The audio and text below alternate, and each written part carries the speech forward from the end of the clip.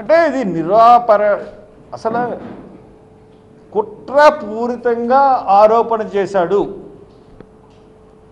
తప్పితే దీంట్లో 100కు 100% నిజం లేదన్నది నేను ప్రగాఢంగా నమ్ముతున్నాను. ఒకవేళ బ్లడ్లు కల్తీ అయినాయి, ఈ నూనెతో చేశారు, ప్రూఫ్ చూపించండి. ప్రూఫ్ చూపిస్తే నేనే కాదు ప్రపంచం అంతా నమ్మి అప్పుడు ఆ రోజునున్న పాలకుల్ని శిక్షించడానికి పూనుకుంటారు. ప్రూఫ్ లేకుండా గాలిలో మాటలు మాట్లాడేసి హిందుత్వాన్ని పెంచడానికి ఎంత దారుణంగా కష్టపడిపోతున్నారంటే ముఖ్యమంత్రి గారు, ఉప ముఖ్యమంత్రి గారు ఆయన మాటలు ఎంత ప్రొవోకేటింగ్గా ఉన్నాయంటే,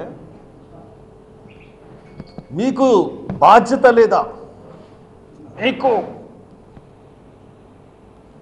ధర్మం తెలీదా, ఇటువంటి సంఘటన జరిగినప్పుడు మీరందరూ రోడ్ల మీదకి రావాలి కదా, అదే ముస్లింల సోదరులు జరిగితే వాళ్ళు ఊరుకుంటారా, రోడ్ల మీదకి రారా, మీరెందుకు రోడ్ల మీదకి రావట్లేదు, ఎందుకు ప్రశ్నించట్లేదు? ఎవరండి అమ్మ, ఇది ఎక్కడ గొడవ అండి? ఒక ముఖ్యమంత్రి ఉప ముఖ్యమంత్రి అయ్యుండి ఇటువంటి ప్రొవోకేటింగ్లు మాట్లాడితే వెంటనే అతన్ని డిస్మిస్ చేయాలి ఉప ముఖ్యమంత్రి నుంచి. ఇంకా తర్వాత పెద్ద భజనదారుడు అయిపోయాడు పవన్ కళ్యాణ్. ఎంత భజనదారుడు అయిపోయాడంటే ఆయన కృషి, ఆయన శ్రమ చూస్తూ ఉంటే నేను వెళ్ళి సినిమాలకి ఏం చేయను, సినిమాల్లోకి ఎలాగలను, అసలు నేను సినిమాలు ఎవడు చేయమన్నాడు?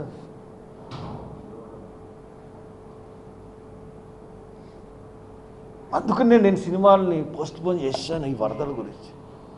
ఆయన నీటిలో దిగి నడిచి నీటిలో ఆయన ఎవరు దిగమన్నాడు?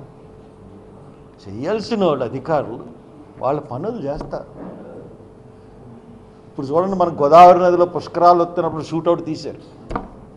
ఆ షూటౌట్ ఈ ఫోటో పిచ్చుల వల్ల ఆ గోదావరి నదిలో 30 మంది చచ్చిపోయారు.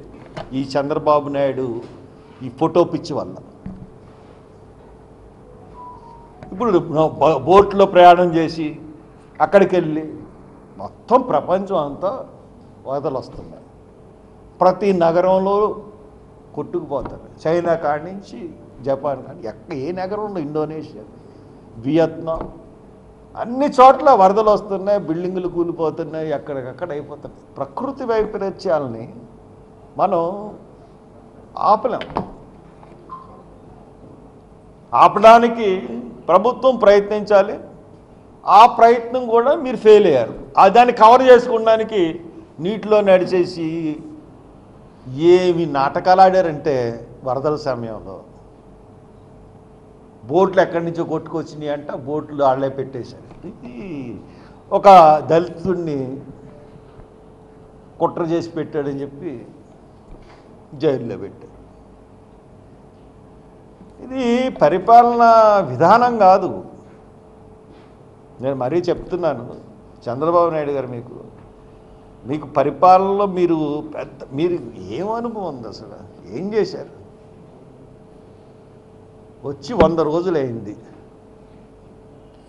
సూపర్ 6 అనౌన్స్ చేయడం కాదు, పథకాలు అనౌన్స్ చేయడం కాదు, అమలు చేయాలి. 100 రోజుల్లో రేవంత్ రెడ్డి సీఎం ఆఫ్ ఆంధ్ర తెలంగాణ ఏం చేశాడు? నెల రోజుల్లోనే ఫ్రీ బస్సు ఆడాళ్ళకి చేయగలిగాడు. మీరు ఎందుకు చేయలేకపోతున్నారు? చేయలేనప్పుడు ప్రామిస్ చేసి దొంగ ప్రామిసులతో అధికారంలోకి ఎందుకు వచ్చారు? దళితుల పథకాలన్నీ పునరుద్ధరిస్తా అన్నారు. దళితులందరినీ మోసం చేసి ఓట్లు వేయించుకుని అధికారంలోకి వచ్చారు. మీరు చెయ్యని అన్నది ఏమన్నా ఉందా? అన్ని ప్రామిసులు చేసేసారు, ఒక్క ప్రామిస్ కూడా.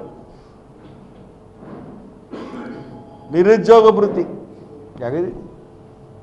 నిన్న ఒక హాస్టల్కి వెళ్ళాను, పాలకొల్లు దగ్గర అంబేద్కర్ పూలే రెసిడెన్షియల్ స్కూల్ హాస్టల్. 300 మంది విద్యార్థులు ఉంటారు. అక్కడ ఎమ్మెల్యే రామానాయుడు గారు ఎమ్మెల్యే, ఆయనకి మంచి పేరు ఉంది. కానీ ఆయనకి తెలిసే విషయం, పిల్లలు చాలా కాలం నుంచి సఫర్ అవుతున్నారు అని చెప్పి విషయం తెలుసు. ఇప్పుడు దాకా బాగు చేయించలేకపోయాడు. వాటర్ బాగు చేయించలేకపోతే పిల్లలకి దురదలు వచ్చేసి వాళ్ళు ఎన్ని బాధలు అనుభవిస్తున్నారంటే తిండి సరిగ్గా ఉండట్లేదు. బాబు, లోకేష్ బాబు, విద్య నీదే కదా,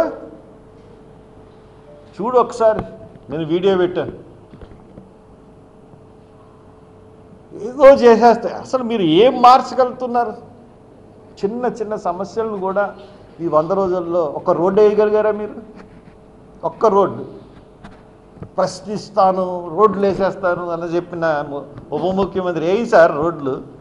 పవన్ కళ్యాణ్ గారు అలాగే ఉన్నాయి రోడ్లు. ఈ అన్నిటినీ దృష్టి మరల్చడానికి, పైగా విశాఖపట్నంలో డ్రగ్స్ దొరికితే జగన్మోహన్ రెడ్డి ఈ డ్రగ్స్, అందుకనే పోలీసులను పంపించాడు. పోలీసులు పంపించి ఇన్వెస్టిగేషన్ ఆలస్యం చేయించాడు అని వీళ్ళు. లేదు లేదు, పురంధేశ్వరిదే ఆ కంపెనీ, పురంధేశ్వరి కొడుకు ఆ కంపెనీలో భాగస్తుడు అని చెప్పి వైసీపీ వాళ్ళు. లేదు లేదు, చంద్రబాబు నాయుడుకి కూడా దీంట్లో వాటా ఉంది. అతను ఎండి ఒకసారి వాషింగ్టన్లో, న్యూయార్క్లో ఒక మహిళ మీద అసభ్యకంగా పరకంగా ప్రవర్తించి అమెరికా జైల్లో కూడా శిక్ష పొందాడు. వాడికి చంద్రబాబు నాయుడికి సంబంధాలు ఉన్నాయని చెప్పి కొంతమంది, ఇంతమందిని ఆరోపణలు చేశారు. పోనీ దానికి 1 కేజీయా 2 కేజీలా 3 కేజీలా కొకైన్ అంటే 25,000 కేజీలు. అది నేను చెప్పింది, మీరు చెప్పింది కాదు, సిబిఐ ప్రెస్ మీట్ పెట్టి చెప్పింది. దాని ఖరీదు 50,000 కోట్ల రూపాయల వరకు ఉంటుందన్నారు. ఏమైంది? దీని మీద ఎందుకు మాట్లాడవు చంద్రబాబు? 50,000 కోట్లు డ్రగ్స్ భారతదేశంలోకి వచ్చినంటే భారతదేశం నిర్వీర్యమైపోయే పరిస్థితి. మోడీయే కదా డ్రగ్స్. మీరెవరో ముగ్గురు మాట్లాడకపోతే ఈ డ్రగ్స్ మోడీయే అయి ఉండాలి. అందుకనే సిబిఐ దర్యాప్తు ఏం కనబట్టలే. ఇవన్నిటినీ ఏమార్చడానికి ఆవు నెయ్యిలో కల్తీ. పోనీ ఆవు నెయ్యిలో కల్తీ అనుకుంటే, నేను చూశాను తిరుపతిలో నెయ్యి టెండర్లు వేసి వాళ్ళు రివర్స్ టెండరింగ్ విధానం ప్రవేశపెట్టి ఇప్పుడు 380కో ఎంతకో నెయ్యి తీసుకుంటా ఉన్నారు. ఇప్పుడు వాళ్ళ టెండరింగ్లో 380 రూపాయలు అనుకుంటా. అదే నెయ్యి సింహాచలం దేవస్థానంలో 538 రూపాయలు తీసుకుంటున్నారు. అదే నెయ్యి కావచ్చు, కాకపోవచ్చు, వేరే కంపెనీ అవ్వచ్చు.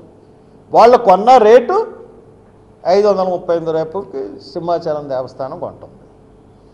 సింహాచలం దేవస్థానం 393 రూపాయలు కొంటాం. సరే, సింహాచలం దేవస్థానం 393 రూపాయలకి నెయ్యి కొంటుంది. 380కి ఏకంగా 1,50,000 కేజీలు నెయ్యి కావాలట అన్నవరం దేవస్థానానికి. అన్నవరం దేవస్థానం ఎంత కొంటుంది? 538 రూపాయలకి. ఈ 538 రూపాయల నెయ్య, 393 రూపాయల నెయ్య సప్లైర్ ఒకటే.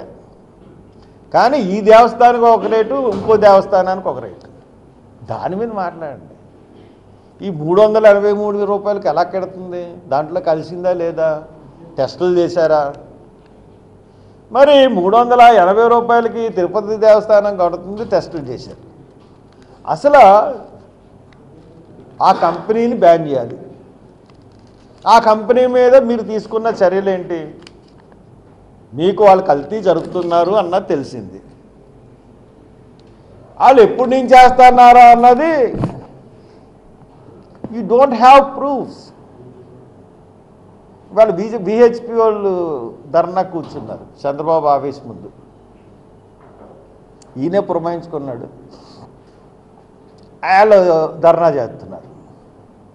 మొన్న టీవీ ఏబిఎన్లో ఒక సాధువు అంటాడు, అది సాధువా లేకపోతే ఒక ఉగ్రవాదో నాకు అర్థం అవ్వలేదు. మేము 1947 హిందువులం కాదు, 2024 హిందువులం. అప్పుడు కొమ్ములో లేవా? ఇప్పుడు కొమ్ములు వచ్చినాయా? ఈ దేశం అంతా హిందువులు, భారతదేశం.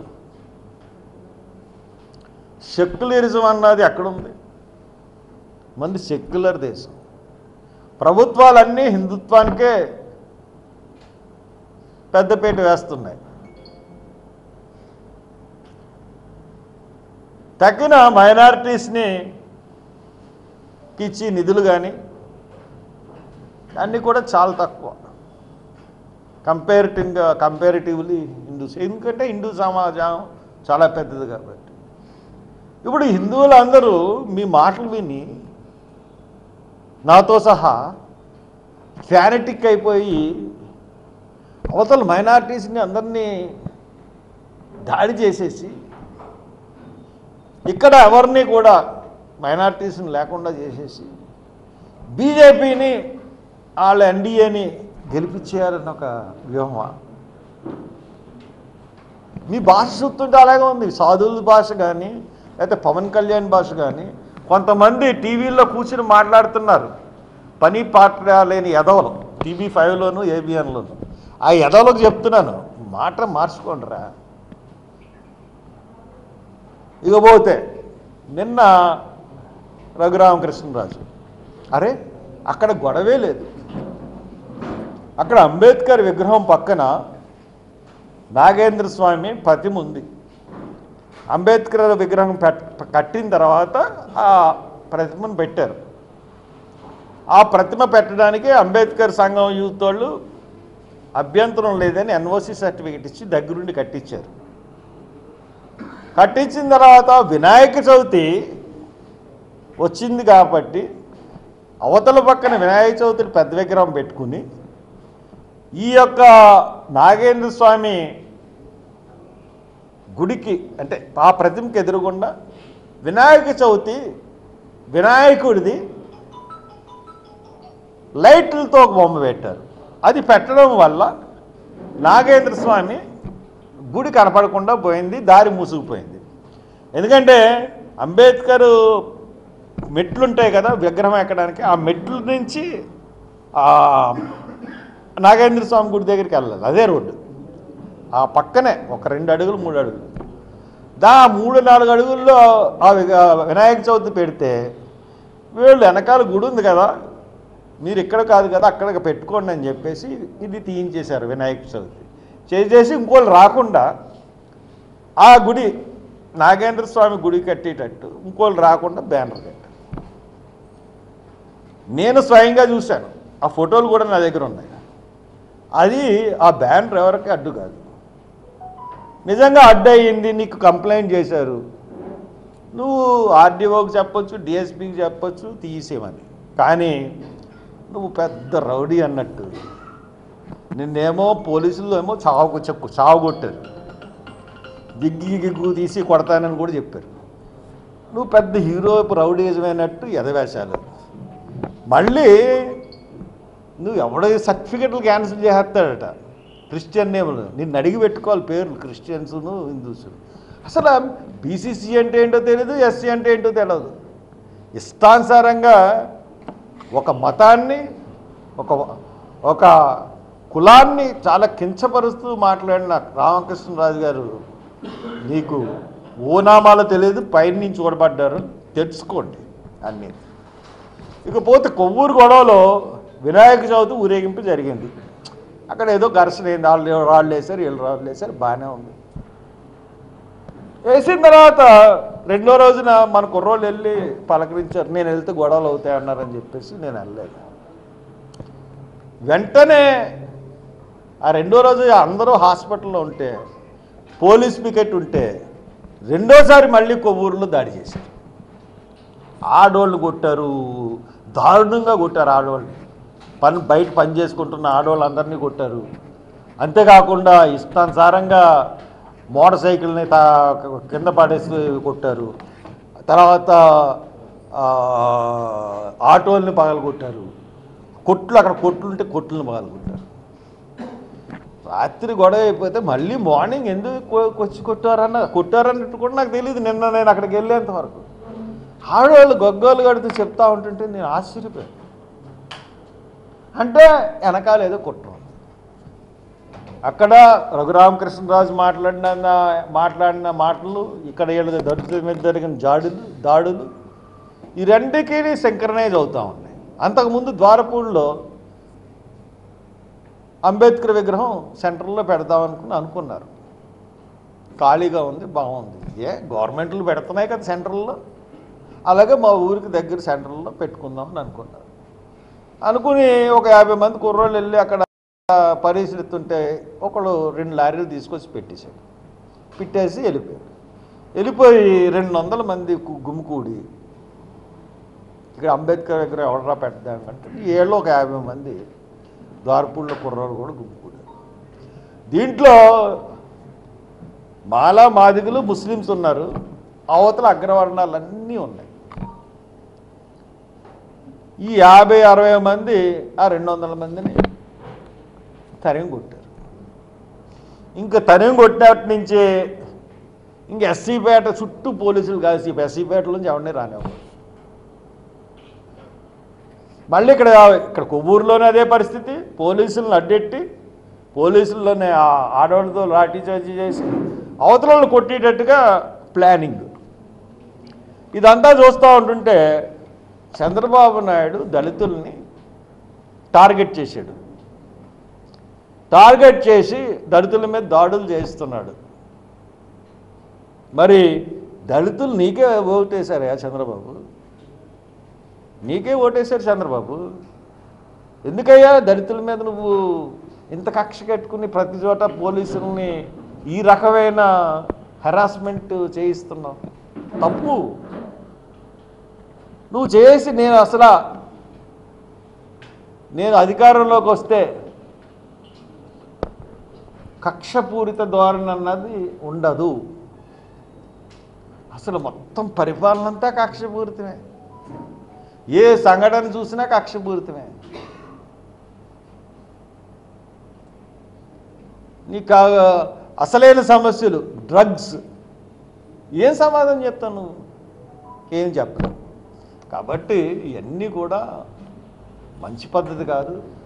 ఆ మంచి పద్ధతి కాదు కాబట్టి కొంచెం ఇవన్నిటిలోనూ గ్లోబల్ ప్రచారాలు మానేసి లడ్డు విషయంలో గ్లోబల్స్ అనేవాళ్ళు ఉండేవారట. వాళ్ళు ప్రచారం చేస్తే ఏదైనా అబద్ధం నిజమైపోయేదట. అలాగే నువ్వు గ్లోబల్ ప్రచారాలు మొదలుపెట్టావు. ఇప్పటికి ఛాలెంజ్ చేస్తున్నాను భారతదేశంలో ఎవరికైనా సరే, లడ్డూలో కల్తీ జరిగిందని ఎవడన్నా ప్రూవ్ చేయగలరా? ప్రధానమంత్రి కాడి నుంచి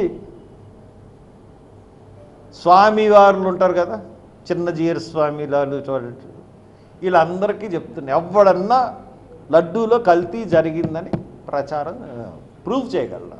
ఛాలెంజ్. నేను మళ్ళీ ప్రెస్ మీట్లు కానీ మళ్ళీ ఏమీ ముట్టుకోకుండా కూర్చుంటాను. ప్రాయశ్చిత్త దీక్ష వెళ్ళి కనకదుర్గ స్వామి దగ్గరకు తుడిచేసి, నీకు మళ్ళీ ఒకసారి చెప్పేశాను, ఇది మళ్ళీ చెప్తున్నాను నీ గురించి, మీకు అసలు చేమకుట్టినట్లేదా? హిందూ ధర్మాన్ని వాళ్ళు నాశనం చేయాలని కోరుకుంటే మీరు ఎందుకు రోడ్ల మీద రావట్లేదు? ఎందుకు రోడ్ల మీద రారు? మాకైనా పట్టింది, మీకు లేదా? ప్రతి హిందువు కూడా రోడ్డు మీదకి వచ్చి మాట్లాడాలి కదా. మరి నీ అమ్మ రియాక్షను అంటే ఎంత ప్రొవోకేట్ చేస్తారంటే ప్రజల్ని, మీరు ఉద్యమాలు చేయండి అది ఇదని చేస్తా ఉన్నాడు. కాబట్టి నీ భజన కార్యక్రమం కూడా తగ్గించు పవన్ కళ్యాణ్, నీ కార్యక్రమాలన్నీ తగ్గించుకో. మరీ దాసోహం అయిపోయి భజన చేయక, వేసిన ఒక హిందుత్వం మీద వేసిన మీకు ఈ భారతదేశం సెక్యులర్ దేశం, హిందూగా ఫ్యాన్టిక్స్ అన్నవాళ్ళు కొంతమంది ఉంటారు, సెక్యులరిజం నవ్వుకున్న వాళ్ళు మాలాంటి వాళ్ళు చాలామంది ఉంటారు.